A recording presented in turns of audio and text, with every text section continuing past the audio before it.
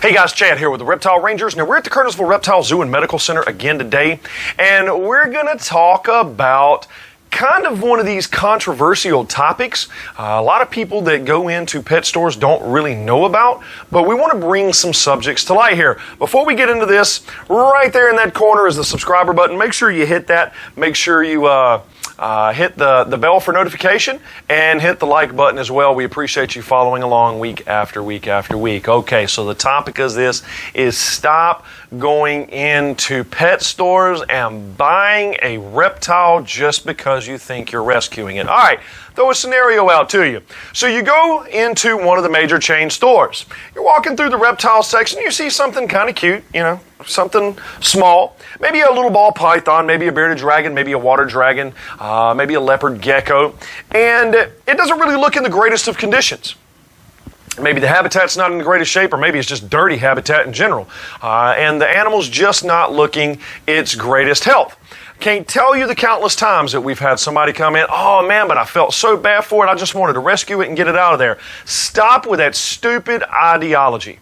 You're not rescuing the animal, you're helping that one animal, but the problem is you're opening the door for that store to just bring more animals in. All you did was just supported corporate America. You're not rescuing the animal per se. You may feel heartfelt sorrow for that animal, but it's a bad analogy and a bad way of thinking when you see that animal there that's not in the greatest of shape or may not be taken care of the greatest, and you're using that as an excuse to rescue the animal because all you did was just supported corporate America. Okay?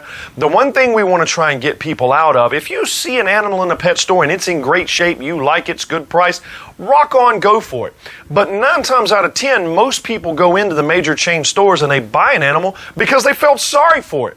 Well, that's the worst reason to buy an animal, because for one thing, you just wasted your money on an animal that's probably not going to make it. Number 2, you're going to end up potentially, because you have those heartstrings happen, you're going to end up sinking a lot of money in vet care or medical care for the animal because it's not going to do that great.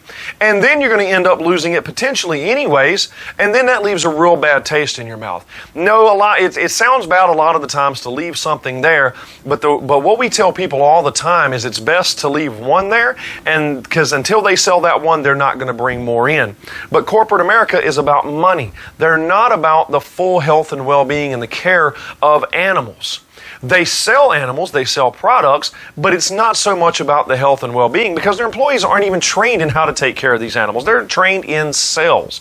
And most of the stores know this. Have a lot of friends that work in different major chain stores. We give them assistance all the time. Medical care, housing needs, questions in their animals, stuff like that. And they will be the first to tell you that these are not quality animals.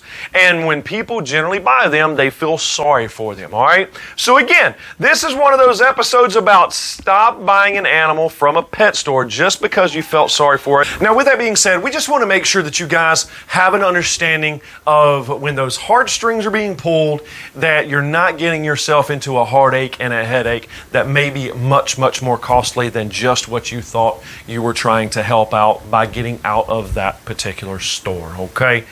We understand. Beautiful animals, awesome animals. Nobody wants to see one sitting in unfavorable conditions or in an unfavorable type of condition. But unfortunately, as the old saying goes, can't help them all, can't save them all, Hasselhoff, all right?